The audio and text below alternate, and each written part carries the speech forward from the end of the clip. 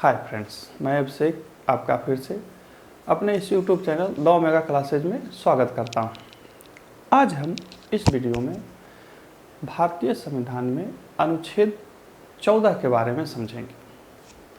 यह समझेंगे कि यह मूल रूप से इसकी उत्पत्ति किधर से आई, कहां से आई आधुनिक समय में, और साथ ही इसमें क्या क्या चीज़ें वर्णित हैं और इस वर्णन के पीछे उद्देश्य क्या है। इसके अलावा इनसे संबंधित परीक्षाओं में प्रश्न कैसे पूछे जाते हैं और इस अनुच्छेद में जो युक्तियुक्त प्रतिबंध लगाए गए हैं वो क्या क्या हैं और उनसे परीक्षाओं में कैसे प्रश्न पूछे जाते हैं। इन्हीं सब दृष्टिकोणों को रखते हुए, इन्हीं सब चीज़ों को रखते हुए एक नए दृष्टिकोण से मैं इस पर आपसे परिचर्चा करूँगा। तो सबसे पहले देखिए कि आखिर अनुच्छेद 14 है क्या।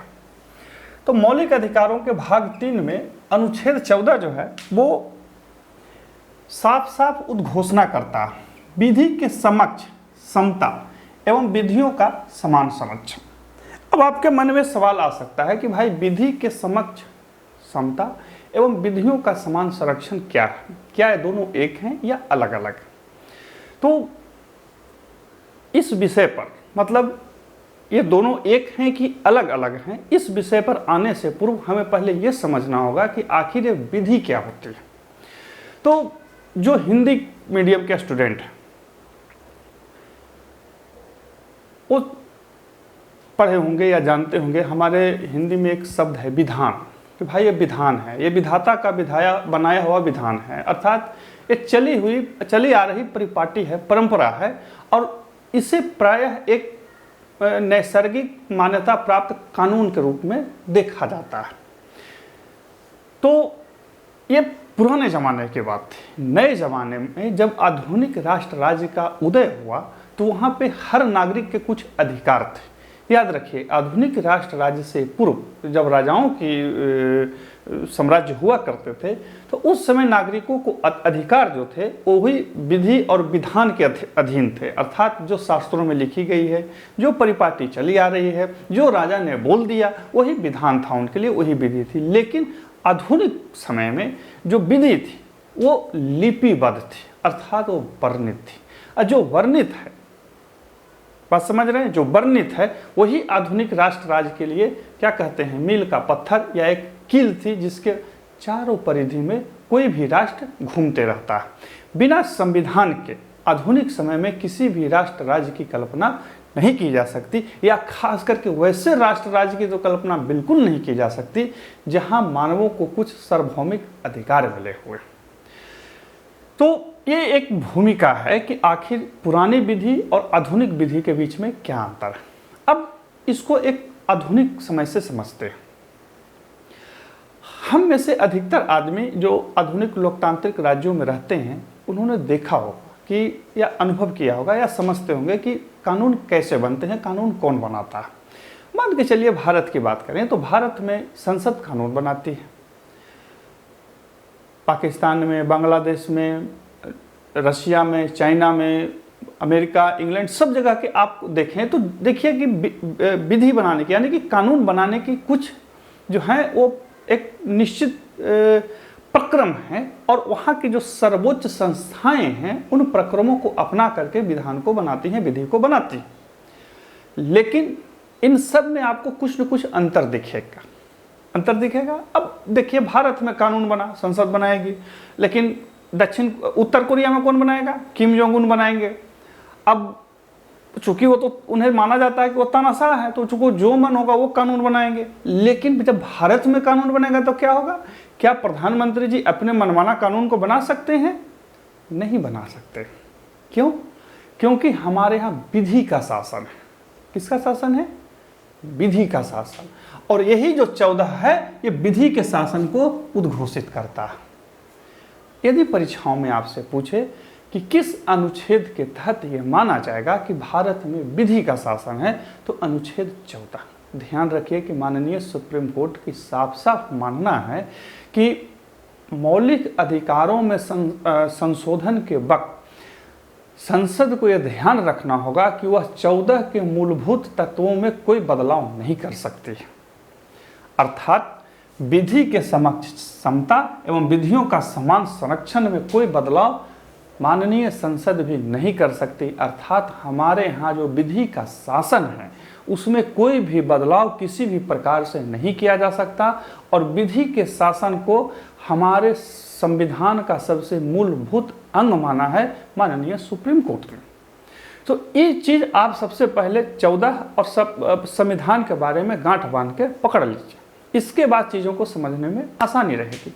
अब सवाल उठता है कि विधि है क्या और विधि का शासन क्या है। ये दोनों चीज़ों को थोड़े से संक्षेप में समझ लेते हैं। तो देखिए, हमने एक सर्वमान्य परिभाषा लिख रखा है। आखिर विधि का मतलब होता है, विधि मानव के आचरण के वह सामान्य नियम होते हैं जो राज्य द्वारा स्वीकृत तथा लागू किए जाते हैं। इनका पालन अनिवार्य होता है तथा पालन न करने पर न्यायपालिका दंड देती है। ये सामान्य परिभाषा है, मैं ये नहीं कह रहा हूँ कि सबसे विशिष्ट परिभाषा, ये एक सामान्य परिभाषा है जो मैंने समझाने के लिए आपको लिख रखा है। इसमें कुछ चीज़ें आपको दिख रही होंगी। सबसे पहला कि विधि है क्या, तो मानव आचरण के सामान्य नियम होते हैं।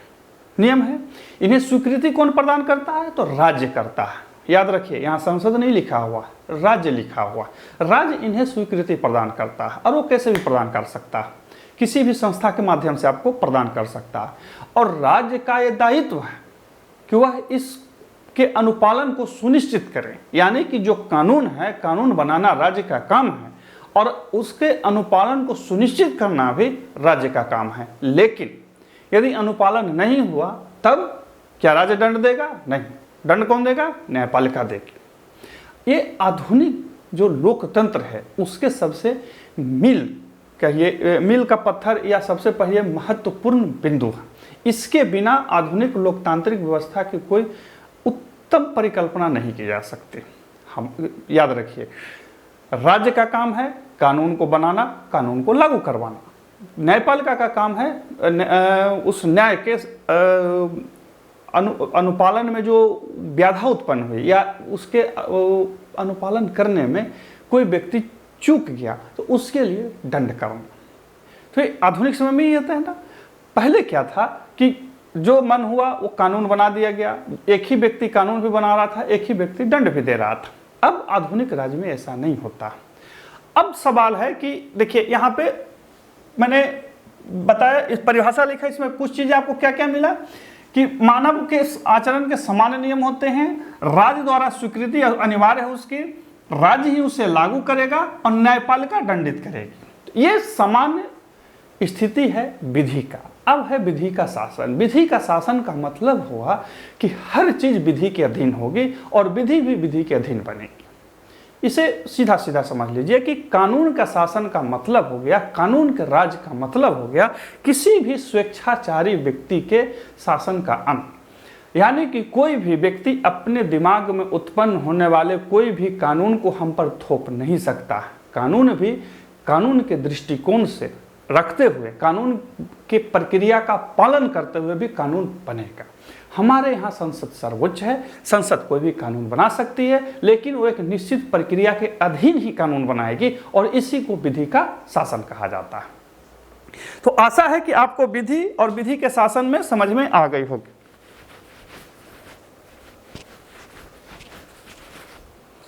अब देखते हैं कि आखिर विधि के शासन की विशेषता क्या होती है और ये कहां से टपक पड़ा आधुनिक समय में, पहले नहीं, आधुनिक समय में कहां से टपक पड़ा।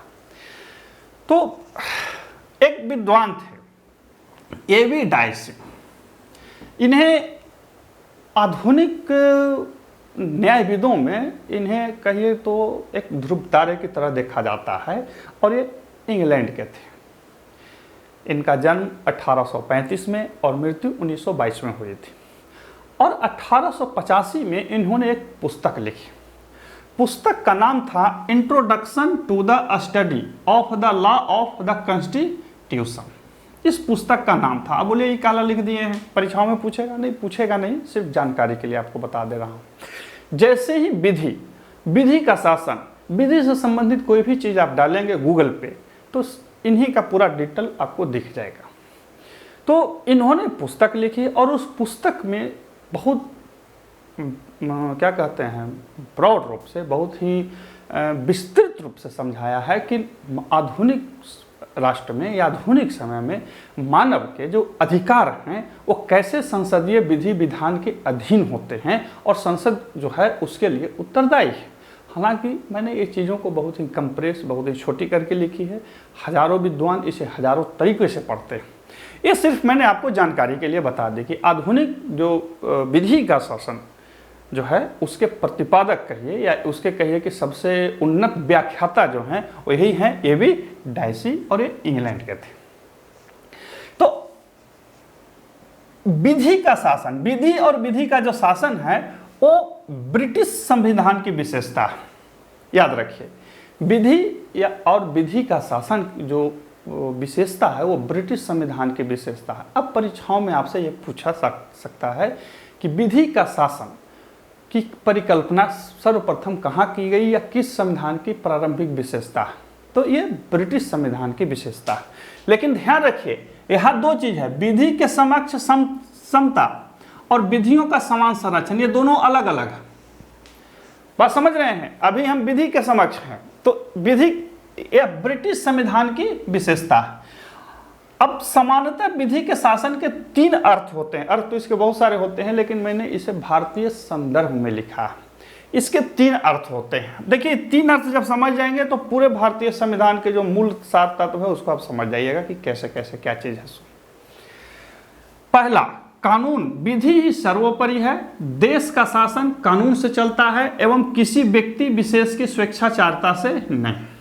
अर्थात ये माना जाएगा कि जहां कहीं भी ये कहा जा रहा है कि विधि का शासन है तो वहां किसी व्यक्ति का शासन नहीं है, कानून का शासन है। और कानून भी कानून के प्रक्रिया से ही चलेगी, स्वेच्छाचारी नहीं होगी, अर्थात निरंकुशता नहीं होगी, क्या कह सकते हैं उसे, तानाशाही नहीं होगी। लेकिन याद रखिए, लोकतांत्रिक तानाशाही भी एक चीज होती है, उसे मैं कभी अलग वीडियो में बना दूंगा, यहाँ पे सिर्फ इसको ध्यान रखते हैं। दूसरा, समस्त नागरिक कानून के अधीन है तथा उन्हें कानून का पालन करना है। अर्थात किसी देश में, कोई भी देश है और वहाँ विधि का शासन है तो ये निश्चित है कि प्रत्येक नागरिक कानून का पालन करेंगे, और यदि न करेंगे तो परिभाषा में ही लिखा हुआ है, न्यायपालिका फिर दंड देगी। यानी कि कानून है तो उसका पालन होगा, और यदि कानून का उल्लंघन होता है तो दंड मिलेगी। तीसरा है, कानून का शासन संसद की सर्वोच्चता का आधार है। यानी कि यदि कहीं पे संसद है और संसद की सर्वोच्चता तभी सुनिश्चित होगी जब शासन कानून का है। पता लगा संसद के ऊपर भी कोई बैठा हुआ है तो फिर कानून का शासन नहीं माना जाएगा। जैसे बहुत सारे ऐसे देश आप देखिएगा कि वहाँ संसद भी है, प्रधानमंत्री भी हैं, लेकिन कोई हायर अथॉरिटी बैठा हुआ है, वो सबको नचा रहा है, तो उसे फिर माना जाएगा कि नहीं, ये आधुनिक जो लोकतांत्रिक व्यवस्था में ये सिर्फ एक छलावा है, लोकतंत्र नहीं है, विधि का शासन नहीं है। विधि का शासन का मतलब ही हुआ कि हर चीज विधि के अधीन होगी और विधि भी विधि के अधीन बनेगी, यानी कि कानून भी कानूनी प्रक्रिया का पालन करके बनेंगे। ये होता है विधि का शासन। अब है विधि के शासन की प्रमुख विशेषताएं। अब पूछ सकता है आपसे कि कोई विशेषता क्या है, तो पहला है कि विधि का शासन व्यक्तिगत स्वतंत्रता एवं अधिकारों का रक्षक है। अब आपसे ये मन में सवाल आना चाहिए कि आखिर विधि का शासन ही व्यक्तिगत स्वतंत्रता का रक्षक कैसे हो सकता है। तो इसको सीधा सीधा समझिए, कहीं ज़्यादा दिमाग लगाने की जरूरत नहीं है। यदि हमारे ऊपर बनने वाले कानूनों को कोई अन्य व्यक्ति नियंत्रित करेगा तो क्या करेगा, वो अपने स्वेच्छाचारी कानून लागू कर देगा। लेकिन हम पर बनने वाले कानूनों को हमारे द्वारा चुने हुए प्रतिनिधि ही नियंत्रित करेंगे, तो और वो भी निश्चित प्रक्रिया के अधीन करेंगे, तो वो तानाशाही नहीं हो पाएगी और हमारे जो व्यक्तिगत अधिकार हैं वो कहीं ना कहीं सुनिश्चित रहेंगे और रक्षित रहेंगे। दूसरा है, विधि ही सर्वोपरि है। अर्थात विधि के शासन में विधि सर्वोपरि होता है। हमारे देश में प्रधानमंत्री, राष्ट्रपति, राज्यपाल पद बहुत महत्वपूर्ण है, सबसे महत्वपूर्ण नहीं है। सबसे महत्वपूर्ण हमारे क्या है, संविधान है। जब तक संविधान है तभी तक कोई प्रधानमंत्री है, राष्ट्रपति है, न्यायाधीश है। यदि संविधान ना होता सब खत्म, कोई दिक्कत, मतलब कोई मतलब नहीं है। तो विधि के शासन में विधि ही सर्वोपरि होती है। तीसरा, विधि भी विधि के अंतर्गत आता है। मैंने पहले ही बताया था कि विधि भी विधि के अंतर्गत बनेगा, यानी कि कानून भी कानूनी प्रक्रियाओं का पालन करते हुए ही बनेंगे। ऐसा नहीं है कि कोई कानून जबरदस्ती कहीं से ला करके थोप दिया जाएगा। तो ये था कानून और कानून का शासन। हालांकि ये ब्रिटिश संसद की विशेषता थी और ब्रिटिश संसद में या ब्रिटेन में इस पर बहुत ज़्यादा जोर दिया गया।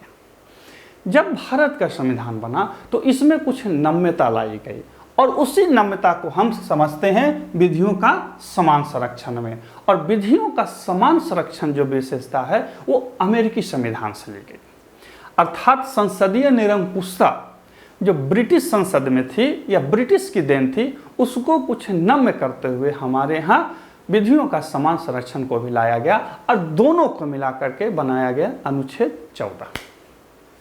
बात समझ रहे हैं? ब्रिटेन वगैरह में क्या है ना कि संसद वहाँ निरंकुश है, कुछ भी कर सकती है, कुछ भी। कहा जाता है कि ब्रिटेन की संसद आदमी और आदमी को औरत, औरत को आदमी भी कर सकती है, लेकिन सिर्फ नर को नर नहीं बना सकता है या बच्चा पैदा नहीं कर सकता। इसके अलावा ब्रिटिश संसद कुछ भी कर सकती है। हमारे यहाँ संसद नहीं है, हमारे यहाँ संविधान प्रमुख है। जब तक संविधान है तभी तक हमारे यहाँ सब चीज़। बात समझ रहे हैं ना? यही अंतर है। अब देखिए, मैंने शुरू में ही बोला कि आखिर आया कहाँ से, विधि का शासन कहाँ से आया। तो सबसे पहले इसमें दो चीजें आपको ध्यान रखनी होगी। पहला, मैग्ना कार्टा। आपने बार बार नाम सुना होगा, मैग्ना कार्टा। मैग्ना कार्टा क्या था? मैग्ना कार्टा एक अधिकार पत्र था जो राजा जॉन ने अपने सामंतों को दिया था। मैग्ना कार्टा से पहले आधुनिक समय में या मध्यकाल में भी मतलब मैग्ना कार्टा से पहले समस्त अधिकार राजा के पास थे और किसी को कोई अधिकार नहीं थे। जो राजा जैसे मन चाहे वैसे कर सकते थे। जब विद्रोह हुआ तो 15 जून 1215 को राजा जॉन ने इंग्लैंड के सामंतों को ये अधिकार दिया, जिसमें कुछ उनके अधिकार उल्लिखित थे, वर्णित थे। जैसे उन्हें जबरदस्ती गिरफ्तार नहीं किया जाएगा, गिरफ्तार किया जाएगा तो कुछ कारण बताया जाएगा, उनके साथ एक कानूनी प्रक्रिया अपनाई जाएगी। पहले क्या था कि राजा गिरफ्तार करवा के हाथी से कुचलवा देते थे, कोई मतलब नहीं, न फीस न वकील, कुछ नहीं। लेकिन इसमें बोला गया कि नहीं, हम जब सामंतों के साथ व्यवहार करेंगे तो कुछ उनके अधिकार होंगे। यानी कि यह प्रथम बार था आधुनिक काल में या एक व्यवस्था में, राजशाही व्यवस्था में, जब अपने मातहतों को लिखित रूप से कुछ अधिकार दिए गए।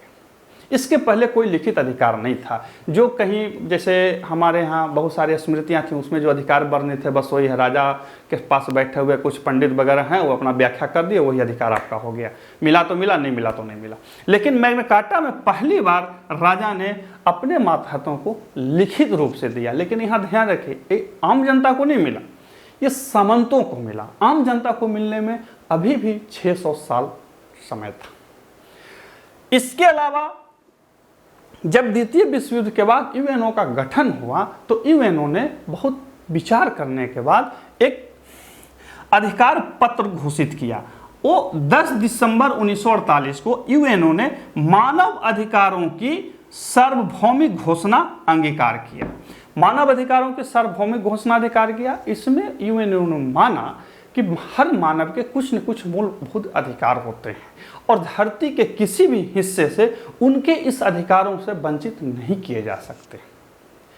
तो इसे कहा गया मानव अधिकारों के सार्वभौमिक घोषणा पत्र। यह 10 दिसंबर 1948 को अपनाया गया। इसीलिए आप देखते होंगे कि 10 दिसंबर को ही मानवाधिकार दिवस मनाया जाता है। कब मनाया जाता है? 10 दिसंबर को, क्योंकि इसी दिन सार्वभौमिक घोषणा पत्र को मानव अधिकारों के अपनाया गया।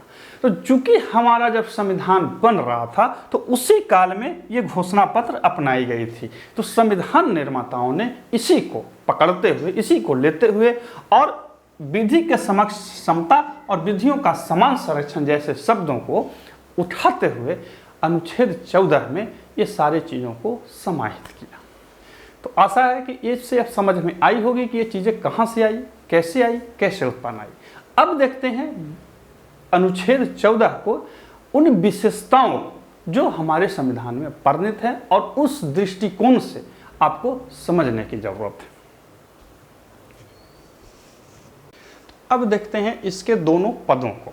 देखिए 14 के जो दोनों पद हैं उसको पहले समझ लेते हैं, इसके बाद इसमें क्या क्या विशेषताएं हैं जो छिपी हुई हैं उसको समझ लेंगे। कालांतर में मैं इस पर क्या क्या थोड़ा सा उपयुक्त प्रतिबंध लगाए गए हैं, रीजनेबल जो प्रोटेक्शन इस पर लागू की गई वो क्या है उसको भी देख लेंगे। सबसे पहले देखिए कि आखिर विधि के समक्ष समता और विधियों का समान संरक्षण ये दोनों अलग हैं, तो अलग कैसे हैं।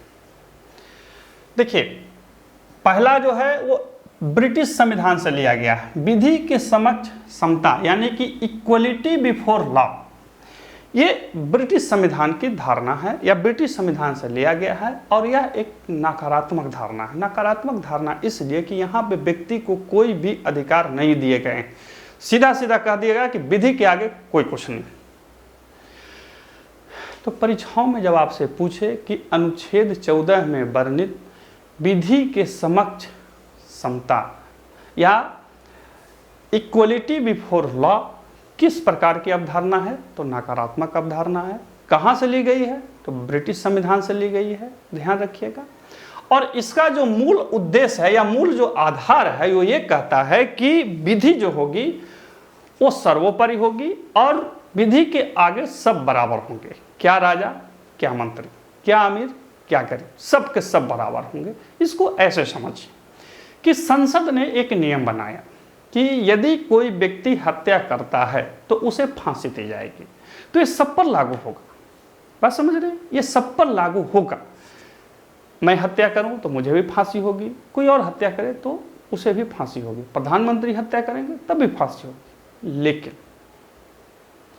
कोई एसपी करे तब, बात समझ रहे हैं, किसी महिला पर कोई बलात्कार का प्रयास कर रहा है और उस स्थिति में जब महिला ने हत्या किया तब, कोई बच्चे का या टीन एज बच्चे का शारीरिक मानसिक शोषण कर रही है और बच्चे ने दबाव में आकर हत्या कर दी तब। पहली बात जो हमने बोली किसी व्यक्ति ने हत्या किया और दूसरी बात किसी महिला और बच्चे की जो हत्या की, ये दोनों में आप अंतर समझ रहे हैं। दोनों में स्थितियों का अंतर है, एक समान स्थिति है और एक विशेष स्थिति है, बात समझ रहे हैं ना। एक समान स्थिति है, यहाँ दूसरा जो है विशेष स्थिति है और यही दोनों में अंतर बताता है। विधि के समक्ष समता और विधियों का समान संरक्षण, यही दोनों अंतर बताता है। हालांकि मैं ये नहीं कह रहा हूँ कि यही अंतर है, और भी अंतर को समझ लेते हैं। मान के चलिए कि मैं पैसे वाला व्यक्ति हूँ, मैं कुछ भी कर सकता हूँ।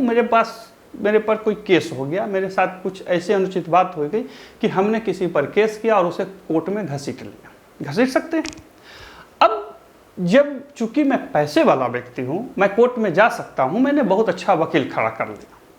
सामने वाला व्यक्ति गरीब है या किसी कंपनी ने बहुत बड़े बड़े वकील को फौज रख लिए और किसी गरीब समुदाय के जमीन को पकड़ लिया, तो क्या होगा वहाँ पे, तो सरकार जो है एक सरकारी वकील रखेगा और वो वकील उसे सहायता प्रदान करेगी। और यही जो अंतर है, यही दोनों में अंतर है। पहला कह रहा है कि विधि के समक्ष समता होगी, अर्थात जब कानून का उल्लंघन होगा तो गरीब और अमीर दोनों न्यायालय में जाएंगे। विधियों का समान संरक्षण किया जाएगा, मतलब कि ऐसा व्यवस्था बनाया जाएगा जिससे समानता परिलक्षित हो। पता लगा कि एक व्यक्ति वकील का फौज लेके आ गया, एक व्यक्ति के पास कुछ भी नहीं है, एक जवाब देने वाला व्यक्ति भी नहीं, ऐसा नहीं होना चाहिए। विधियां ऐसी बनाई जाएं जिससे समानता परिलक्षित हो। ये इसका मूल जो है अंतर या डिफरेंस हुआ, ये मूल बात हो। इसको और दीर्घ रूप से समझ लेते हैं, सबसे पहले पढ़ लेते हैं। कहता है कि किसी भी व्यक्ति को जन्म या मत के आधार पर कोई विशेष अधिकार नहीं होगा, यानी कि हमारे देश में किसी भी व्यक्ति को जन्म या मत के आधार पर कोई विशेष अधिकार नहीं होगी। याद रखिए बहुत सारे मूल अधिकारों में वर्णित किया गया है कि कोई जैसे 14, 15 में, 16 में वर्णित किया गया है कि किसे आरक्षण दिया जाएगा, किसे नहीं दिया जाएगा, किसके लिए विशेष उपबंध किए जाएंगे, किसके लिए नहीं किए जाएंगे। लेकिन यहाँ ये सब कुछ नहीं कह रहा है, सीधा सीधा कह रहा है कि जन्म और मत के आधार पर कोई विशेष अधिकार नहीं होगी। इसके अलावा कुछ चीज है तो विशेष अधिकार होगी, जन्म और मत के आधार पर नहीं होगी। कुछ और चीजें हैं तो हो सकती है, ये इसमें हिडन मामला, इसको ध्यान रखें। दूसरा कहता है कि सभी वर्ग समान रूप से समान विधि के अधीन और समान न्यायालयों की अधिकारिता के अंतर्गत होंगे। भारत के सभी वर्ग, चाहे कोई भी वर्ग हो, वो समान नियम और समान न्यायालय के अधीन होंगे। अर्थात कोई वर्ग ये नहीं कह सकता है कि हम न्यायालय को स्किप करेंगे या समान कायदा कानूनों को नहीं मानेंगे, नहीं, उनको मानना पड़ेगा। तीसरा, कोई भी व्यक्ति कानून से ऊपर नहीं होगा। सीधी बात, कोई भी व्यक्ति कानून से ऊपर नहीं होगा। कोई भी व्यक्ति मतलब कोई भी व्यक्ति, प्रधानमंत्री, राष्ट्रपति, कोई भी कानून से ऊपर नहीं होगा। अब है ये विधि हुआ, तो विधि के समक्ष समता। विधि के समक्ष समता मतलब सबके लिए समान व्यवस्था। मैंने पहले बार में समझाने का प्रयास किया। यदि कोई हत्या करता है तो उसे फांसी होगी। ये कहता है विधि के समक्ष समता, यानी कि इक्वलिटी बिफोर लॉ। लेकिन अब समझते हैं विधियों का समान संरक्षण। विधियों का समान संरक्षण में दो चीजें ध्यान रखिएगा। पहला, इसको समझ लीजिए, इक्वल प्रोटेक्शन ऑफ लॉ, यानी कि कानून के द्वारा आपको समान प्रोटेक्शन दिया जाएगा, परंतु जो समान नहीं है उनके क्या किया जाएगा, उनको समानता लाने के लिए राज्य की ओर से प्रयास किया जाएगा। अर्थात समान लोगों के साथ समान व्यवहार होगा। यदि लोग समान नहीं हैं तो फिर उनके साथ कुछ विशेष व्यवहार किया जा सकता है। मैंने दूसरे शब्द में क्या बोला था कि यदि हत्या किसी महिला ने, किसी बच्चे ने विशेष परिस्थिति में की है तो कोर्ट फिर वो देखेगा कि आखिर इसके साथ कैसी परिस्थिति आ गई थी। वहाँ पे आप ये नहीं कह सकते हैं कि अरे किसी आदमी को तो आपने फांसी दिया था, इसको भी दे दीजिए। वहाँ पे कोर्ट ये कह सकता है कि नहीं, इन्होंने विशेष परिस्थिति में ऐसा किया था। हमारा देश बहुत बड़ा देश है। यदि इस पहले सिस्टम को ही मान लिया जाता तो हमारे देश के 80% जो लोग थे वो कहीं ना कहीं पीछे छूट जाते। भारत इतना भौगोलिक रूप से विशाल और साथ ही सांस्कृतिक और जनसंख्या रूप से इतना अलग अलग क्षेत्रों में बंटा हुआ है कि यदि सिर्फ एक ही चीज़ को रखा जाता तो नीचे वाली चीज़ को छोड़ दिया जाता तो हमारे यहाँ समस्या उत्पन्न हो जाती और बहुत तरह की समस्या उत्पन्न हो जाती। इसीलिए इन दोनों चीज़ों को अपनाया गया। तो पहले देख लेते हैं, विधियों का समान संरक्षण जो है एक सकारात्मक धारणा है। अर्थात सकारात्मक धारणा इसलिए है कि यह व्यक्तियों को समान रूप से लाने के लिए प्रयासरत है या प्रयास करने को उत्सुक है। और यह अमेरिका के संविधान से ली गई है। कहाँ के संविधान से ली गई है? अमेरिका के संविधान से। और यह कहता है कि समान लोगों में विधि समान होगी तथा समान रूप से प्रशासित होगी। अर्थात समान लोगों के साथ समान व्यवहार होगा। याद रखिए, साफ साफ कह रहा है कि समान लोगों के साथ समान व्यवहार होगा, लेकिन जो समान नहीं है उनके साथ असमान व्यवहार हो सकता है। जो समान है उनके साथ समान व्यवहार होगी, जो समान नहीं है उनके साथ असमान व्यवहार हो सकता है। और ऐसा प्रयास किया जाएगा कि उनको समान किया जाए। सरकारें जो हैं वो दलित, महादलित, ओबीसी, एससी, एसटी, इन सभी के लिए कुछ ऐसे प्रयास करेगी कि वो भी ऊपर आए और राष्ट्र के जो धारा है, राष्ट्र की जो प्रमुख धारा है उसमें वो आगे आ सके। इसके अलावा समान परिस्थिति में रहते लोगों के साथ बिना किसी भेदभाव के समान व्यवहार होगा। समान परिस्थिति, ट्रेन में जाइए आपको कोई नहीं रोकेगा, बस में जाइए आपको कोई नहीं रखेगा। लेकिन जब कोरोना आया तो उसी सरकार ने प्रतिबंध लगा दिया क्योंकि स्थिति विकट थी। इसके अलावा आप लद्दाख जाइए, लेह जाइए, मणिपुर जाइए, असम जाइए, कहीं भी जा सकते हैं। लेकिन कुछ ऐसे जगह हैं जहाँ पे जाना आपको प्रतिबंधित किया जा सकता है क्योंकि वो समान नहीं है, असमान है। तो इस तरह से ये अनुच्छेद 14 में ये अक्षरशः संवैधानिक पद हैं या शब्द हैं। अब समझ लेते हैं सीधा सीधा अर्थों में विधि के समक्ष समता और विधियों के समान संरक्षण में अंतर क्या है। पहला जो है वो ब्रिटिश संविधान से ली गई है और एक नकारात्मक अवधारणा है। दूसरा जो है वो अमेरिकी संविधान से ली गई है और सकारात्मक अवधारणा है। पहला जो है राज्य को यह मतलब सुनिश्चित करना है कि विधि के आगे कुछ नहीं और कानून से ऊपर कोई नहीं। दूसरा कह रहा है कि कानून से ऊपर कोई नहीं सही है, लेकिन कानून तभी वैलिड होगा जब समान लोगों के साथ समान व्यवहार होगा। जो समान नहीं है उनके साथ फिर समान व्यवहार होने की कोई गारंटी नहीं है। बात समझ रहे हैं ना? समान होने की गारंटी नहीं है। अब प्रधानमंत्री जब जाएंगे तो आप उनकी तरह इच्छा नहीं कर सकते हैं कि मेरे लिए भी रोड खाली कर दो। राष्ट्रपति जब जाएंगे तो उनके लिए सड़कें खाली कराई जाएंगी। जब कोई विशेष परिस्थिति आएगी तो डॉक्टर्स के लिए या सैनिकों के लिए कुछ विशेष उपबंध किए जा सकते हैं। आप समझ रहे हैं ना, आप समान व्यवहार की बात कर सकते हैं। इसके अलावा बहुत बार आप देखे होंगे कि सरकारी नौकरियों में, जैसे मैं भी सरकारी नौकर हूं, तो मैं ये नहीं कह सकता हूं कि जिस तरह से मिलिट्री के लोगों को रोज सोते समय दारू दिया जाता है हमको भी दारू दिया जाए। नहीं, हम ठीक है, हम नौकर हैं, वो भी नौकर हैं, लेकिन वो समान नहीं।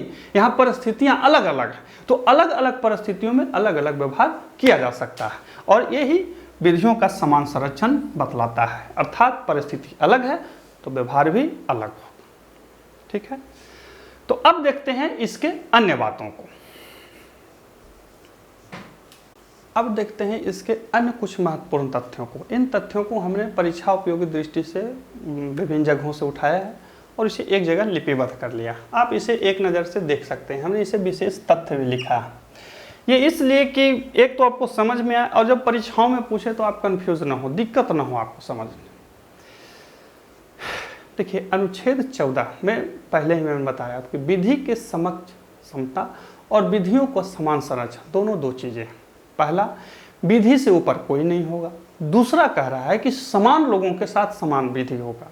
यदि कोई असमान है तो उसके लिए विधि बनाने के लिए वर्गीकृत किया जा सकता है और उसे कुछ विशेष हितों को संरक्षित किया जा सकता है ताकि वो समान बन जाए। याद रखिए, यहाँ पे उसे जो विशेष उपबंध किए जाएंगे, उसे विशेष स्थितियां दी जाएगी, समान बनाने के लिए दी जाएगी, आपसे सुपरसीड, आपसे आगे होने के लिए नहीं दी जाएगी। इसको ध्यान रखेंगे। कहीं पर भी आरक्षण भी दिया जाता है या कोई अन्य विशेष उपबंध भी दिया जाता है तो सिर्फ और सिर्फ मानवीय गरिमा को बनाए रखने के लिए दी जाती है, न कि उसको आपसे आगे करने के लिए दी जाती है। समाज है, कुछ लोग बहुत आगे होते हैं, कुछ लोग बहुत पीछे होते हैं। राज्य का एक कर्तव्य बनता है कि जो बहुत पीछे रह गए हैं उन्हें भी थोड़ा आगे लाए ताकि देश के विकास में वो भागीदार बन सके और उन्हें भी अपने देश, अपने सिस्टम और अपने क्या कहते हैं राजनीतिक व्यवस्था पर गर्व हो सके और वो विश्वास कर सके।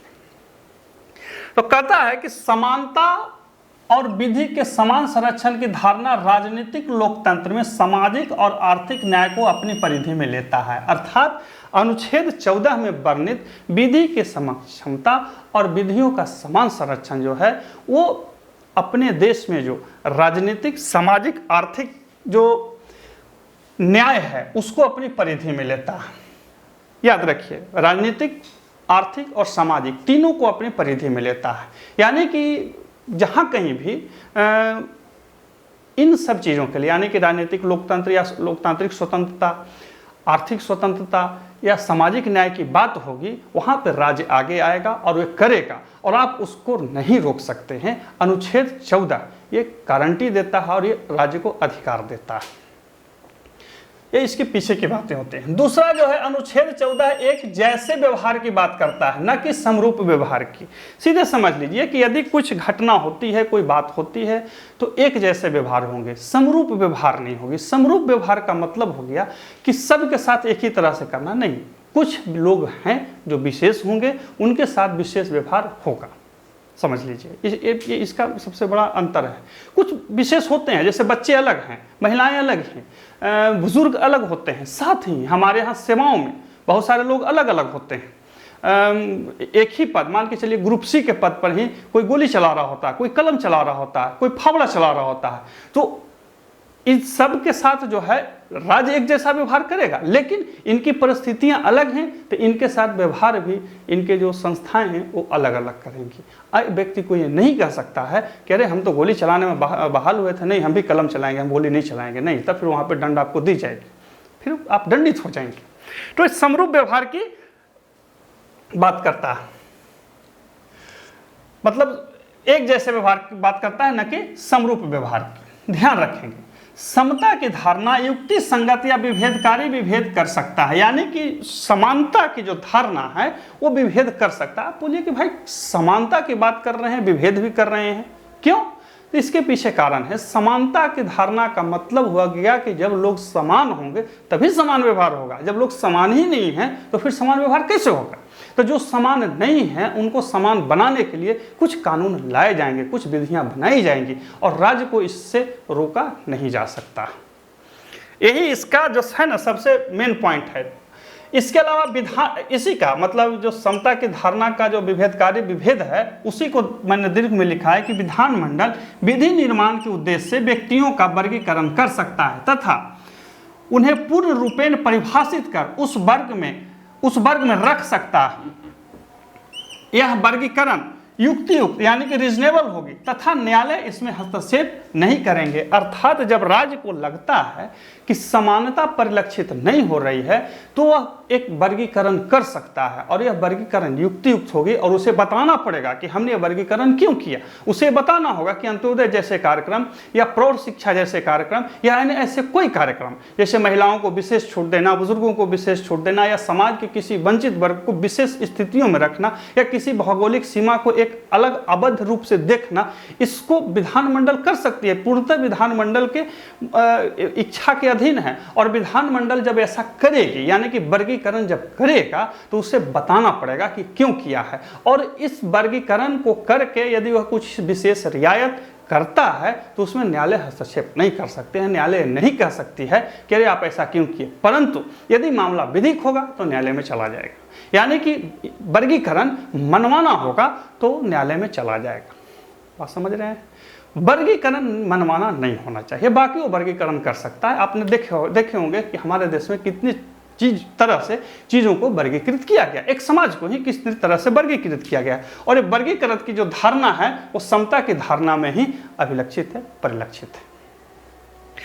अब है वर्गीकरण का आधार क्या होगा। सबसे बड़ा चीज होता है कि वर्गीकरण का आधार क्या होगा। तो वर्गीकरण का आधार कुछ भी हो सकता है। हमने यहाँ 2-3 पॉइंट लिखे हैं। पहला भौगोलिक भी हो सकता है, वो अंडमान निकोबार में आपसे को जाने से रोक सकता है, सरकार मना कर सकती है कि नहीं वो अलग है। सोचिए कि वहाँ भारत के अन्य ट्राइब्स को भी जाने से मना कर सकती है, बोलती सकती है कि नहीं वहाँ आप नहीं जा सकते। हिमालय के कुछ क्षेत्रों में आपको जाने से मना कर सकती है। साथ ही बहुत से ऐसे चीज़ें हैं जहाँ पे आपको जमीन खरीद बिक्री से मना कर सकती है। और यह जो रीजनेबल यानी कि युक्तियुक्त जो वर्गीकरण होगा वो न्यायालय के क्या कहते हैं हस्तक्षेप से बाहर है, मैंने पहले ही बोला। तो ऐसा करके उनके लिए कुछ विशेष उपबंध कर सकती है। इसके अलावा समय के अंतर के अनुसार हो सकता है, समयानुसार भी विभेद कर सकता है। भाई एक जगह एक समय में यहाँ पे वर्गीकरण किया, एक समय वहाँ पे वर्गीकरण किया, एक समय वहाँ पर भी वर्गीकरण किया, ये भी हो सकता है। तीसरा व्यापार व्यवसाय इत्यादि मामलों में भी हो सकता है। हमारे देश में कुछ जो हैं बहुत ही धनाढ्य वर्ग हैं, कुछ बहुत ही कमजोर वर्ग हैं, तो इसके आधार पर भी वो वर्गीकरण कर सकता है। किसी पर विशेष कर लगा सकता है, किसी को कर से छूट दे सकता है, यह राज्य के ऊपर के मन है। इसके अलावा राज्य को अन्य कोई भी वर्गीकरण कर सकता है। जैसे मैंने पहले ही बोला कि सेना वगैरह के लोगों को कुछ छूट विशेष रियायत प्राप्त होती है, बाकी जो सिविल कर्मचारी होते हैं उनको रियायत प्राप्त नहीं होती। वो ऐसा नहीं कर सकते कि हमको भी दे दीजिए, ऐसा कुछ नहीं। यानी कि युक्तियुक्त वर्गीकरण यानी कि रीजनेबल क्लासिफिकेशन जो होगा वो मान्य होगा, इसको ध्यान रखेंगे। समझने की सीधी बात है कि जब आप परीक्षाओं में प्रश्न को देखें और आपको लगे कि ये वर्गीकरण सही है तो सही होगा, वर्गीकरण सही नहीं है तो नहीं होगा। एक चीज और पॉइंट है कि एससी ने अनुच्छेद 14 में वर्णित विधि के शासन को संविधान का मूल आधार माना है तथा कहा है कि इसे संविधान संशोधन से भी बदला नहीं जा सकता है। अर्थात अनुच्छेद 14 में बदलाव संविधान संशोधन से भी नहीं किया जा सकता है और भारत के संविधान का मूल आधार माना। इस चीज को जरूर ध्यान रखेंगे, परीक्षाओं में पूछे तो बचने के लिए। अब देखते हैं इस पर कुछ प्रतिबंधों को। अब देखते हैं अनुच्छेद 14 के अपवादों को। अपवाद जरूरी है, अपवाद नहीं समझ में आएगी तो फिर परीक्षाओं में जब प्रश्न पूछ देगा तो गड़बड़ा जाएंगे। हालांकि अपवाद बहुत ही साधारण है और ये आपकी समझ से परे नहीं होनी चाहिए, नॉर्मल में भी। देखिए पहला क्या है कि अपवाद के राष्ट्रपति एवं राज्यपाल के विरुद्ध परमादेश जारी नहीं किया जा सकता। अर्थात अनुच्छेद 14 जहाँ यह कहता है कि विधि के अधीन सब समान होंगे, लेकिन यह अपेक्षा रखता है या एक प्रतिबंध है या एक अपवाद है कि राष्ट्रपति और राज्यपाल के विरुद्ध परमादेश जारी नहीं किया जा सकता। साथ ही राज्यपाल एवं राष्ट्रपति को अनुच्छेद 361 के तहत उनके दायित्वों के दौरान कुछ विशेष छूट प्राप्त हैं, जैसे उन्हें गिरफ्तार नहीं किया जा सकता, उन पर कोई न्यायालय कार्रवाई नहीं हो सकती, ये सब उन्हें छूट प्राप्त है। और ये सारी छूट जो है अनुच्छेद 361 के तहत प्राप्त है। अब बोलिए क्यों प्राप्त है? इसलिए दिया गया है कि वो अपने दायित्वों का निर्वहन जो है वो खुल के कर सके। हमारे देश में या किसी भी देश में शासन चलाना साधारण बात नहीं होती है, एक विशिष्ट बात होती है। कभी कभी ऐसे निर्णय लेने पड़ते हैं जो थोड़ा सा कठोर होते हैं। यदि हर छोटी छोटी बात के लिए या हर निर्णय के लिए उन्हें न्यायालय में घसीट लिया जाएगा तो कोई भी आदमी या कोई भी व्यक्ति जो उस पद को सुशोभित कर रहा है या बैठा हुआ है अपने कार्य को खुल के नहीं कर सकता। इसीलिए पूरी दुनिया में राष्ट्रपति या जो राज्य के अध्यक्ष होते हैं या राष्ट्र के जो अध्यक्ष होते हैं उन्हें विशेष रियायत दी जाती है और अनुच्छेद 361 के तहत भारत में भी ये प्रदान की गई है। यानी कि वो सामान्य अपवादों से थोड़ा सा अलग है। याद रखिए, पद पर रहते हुए अलग हैं, पद के बाद या पद से पहले नहीं, ध्यान रखेंगे, पद पर रहते हुए। इसके अलावा विदेशी राजनयिकों, शासकों, संयुक्त राष्ट्र संघ व उसकी एजेंसियों को भारतीय न्यायालय की सिविल अथवा आपराधिक अधिकारिता से मुक्ति प्रदान है। याद रखिए, यानी कि यदि कुछ ऐसी ऊंच नीच होती है तो उन्हें न्यायालय में घसीटा नहीं जा सकता है। ये विशेष छूट उन्हें प्रदान की गई है। ये पूरी दुनिया में विदेशी जो लोग होते हैं, राजनयिक होते हैं या लोग नहीं, राजनयिक होते हैं या कूटनीतिक लोग होते हैं, डिप्लोमेटिक लोग होते हैं या यूएनओ जो लोग होते हैं जो विभिन्न देशों में यूएनओ के कार्यों को संपादित करते हैं, उन्हें कुछ विशेष छूट प्रदान की जाती है। अब विशेष छूट का मतलब ये नहीं कि वो हत्या करते चलेंगे, रोड पे एक्सीडेंट करते चलेंगे, नहीं, फिर उसके लिए एक अलग प्रक्रिया है, अलग चीज़ है, लेकिन वो भारत के सामान्य कानूनों से परे होते हैं या भारतीय न्यायालयों में उनको नहीं घसीटा जा सकता। तीसरा है, भारत में सांसदों यानी कि सांसदों को अनुच्छेद 105 और विधायकों को 194 के तहत भी कुछ विशेषाधिकार प्राप्त हैं। यहाँ पे कंफ्यूजन ना हो इसलिए मैं बता दूं कि इन्हें जो विशेषाधिकार प्राप्त है वो संसद के अधीन और संसदीय समितियों के अधीन प्राप्त है, बाहर में नहीं और संसदीय छोड़ने के बाद नहीं। यदि वो सांसद के पद को सुशोभित करते हुए संसद के अंदर या विधानमंडल के अंदर कुछ बोल रहे हैं या विधानमंडल के द्वारा गठित या संसद के द्वारा गठित समितियों में कुछ बोल रहे हैं तो उन्हें बोलने की भरपूर आज़ादी दी गई है और उनको इस बोली के लिए न्यायालयों में घसीटा नहीं जा सकता है। ऐसा इसलिए किया गया है कि ताकि वो अपने बात को, समाज के बात को मुखर होकर रख सके, बिना किसी पक्षपात, भेदभाव, डर या दबाव के बातों को रख सके। इसका मूल सिद्धांत यही है। तो सांसदों को किस अनुच्छेद के तहत? 105 के तहत, और विधानमंडल के सदस्यों यानी कि विधायकों को 194 के तहत। अब 361 के तहत मीडिया के भी कुछ छूट प्राप्त है। मीडिया के लोगों को भी कुछ छूट प्राप्त है अनुच्छेद 361 के तहत। अनुच्छेद 361 के तहत मीडिया के लोगों को भी कुछ छूट प्राप्त है। याद रखिएगा, किसके तहत? अनुच्छेद 361 के तहत। क्या छूट प्राप्त है? कि वो विधानमंडल की कार्रवाई, संसद की कार्रवाई या संसद में चलने वाली सामान्य कार्रवाइयों को संसद की अनुमति से छाप सकते हैं, व्यंग लिख सकते हैं, बातों को, दृष्टिकोणों को समझाने के लिए लेख वगैरह लिख सकते हैं। उसके लिए कोई ये नहीं कर सकता है कि अरे हम कर रहे थे तुम छाप दिया, ऐसा नहीं हो सकता है। लेकिन इसमें एक सामाजिक, चैतनिक, सामाजिक, सांस्कृतिक सूचिता होनी चाहिए। ऐसा न लिख दे जिससे किसी की मानहानि हो, यहाँ पे ये अपेक्षा रखी गई है। अब जो समझना है इसमें, अनुच्छेद 31 यानी कि सी और अनुच्छेद 14 का अपवाद है। यानी कि देखिए, अनुच्छेद 31 का यानी कि सी यानी कि 31 का सी जो है अपवाद है। 31 का सी जो है 25वां संविधान संशोधन के द्वारा 1971 में जोड़ा गया था। क्या किया गया था? 25वां संविधान संशोधन के तहत 1971 में जोड़ा गया था। 31 का यह क्या कहता है? कहता है कि यदि राज्य विधानमंडल द्वारा नीति निर्देशक तत्वों को क्रियान्वयन हेतु कोई नियम बनाता है जिसमें अनुच्छेद 39 का ख तथा ग यानी कि 39 का समावेश है, तो वह अनुच्छेद 14 का उल्लंघन नहीं माना जाएगा। यानी कि राज्य विधानमंडल ऐसे कोई कृत्यों को करती है जिससे 39 का ख और 39 का ग को लागू किया जाए, या संसद ऐसा कुछ कार्य करती है, कोई कानून बनाती है, तो 14 का उल्लंघन नहीं होगा। अब यहाँ पे समझिए, 14 कहता है कि विधि के समक्ष समता और विधियों का समान संरक्षण होगा। ऐसा कोई विधि नहीं बनाएगी जिसमें एक को आगे एक को पीछे किया जा सके। लेकिन 31 का ग यह कह रहा है कि राज्य विधानमंडल 39 के ख और 39 के ग के पूर्ति के लिए कोई कानून बनाते हैं तो उसका उल्लंघन नहीं माना जाएगा।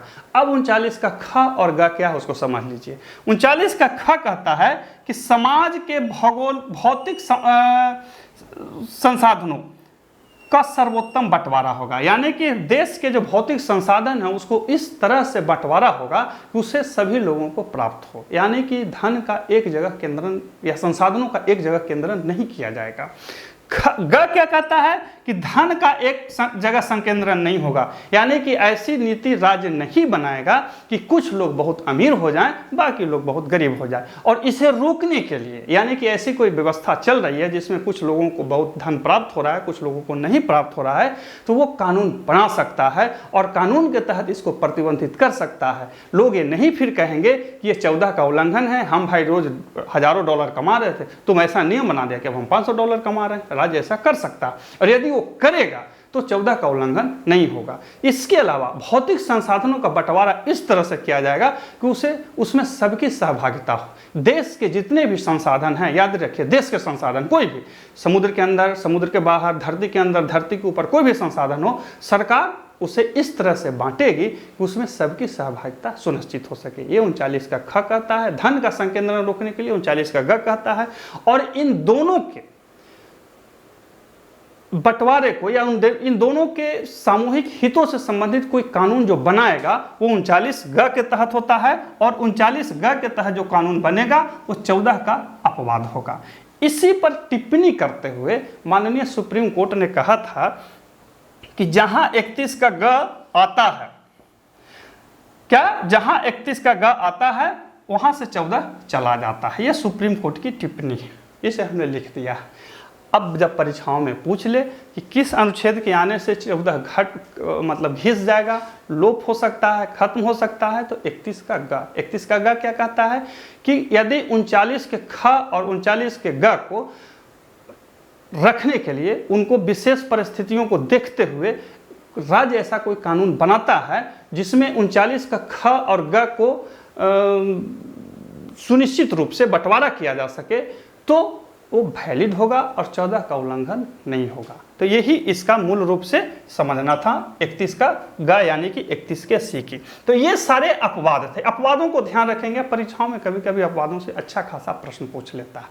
तो ये था अनुच्छेद 14 पर हमारा आज का वीडियो। आशा है अच्छा लगा होगा। अच्छा लगे तो देखिए। ऐसे भी मैं बार बार सबको बोलता हूँ कि पाठ्य पुस्तकों को पढ़िए, ज़्यादा अच्छे से समझ में आएगी। वीडियो वगैरह जो है वो आप घूमते टहलते यात्रा में देख सकते हैं। फिर मिलते हैं अगले वीडियो में, तब तक के लिए नमस्कार।